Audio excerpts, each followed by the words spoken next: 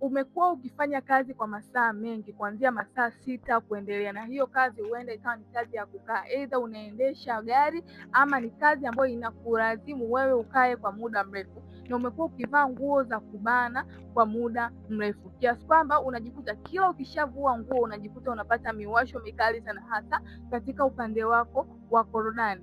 Hiyo inamaanisha kwamba tayari umeshaathirika na changamoto ya fangasi ya kwenye korodani, na hiyo fangasi inakuwa ni fangasi endelevu. Kwa sababu gani? Inasababishwa na kirusi, na kirusi chenyewe kinaishi kwenye damu. So kama unapitia hii changamoto ya kupata miwasho na fangasi kwenye korodani na bado hujajua jinsi gani ya kufanya utatuzi, basi kisha unachukua namba yangu then unitafute. Kwa sababu gani? Kadri unavyozidi kukaa na hiyo changamoto, ndio jinsi ambavyo fangasi inazidi kukua kwa kasi zaidi, na homoni ambayo inazalisha mbegu zako ziweze kuwa imara pia inashuka kwa kasi zaidi. Kwa hiyo inaweza kupelekea hata changamoto ya upungufu wa nguvu za kiume. Kuwa makini sana.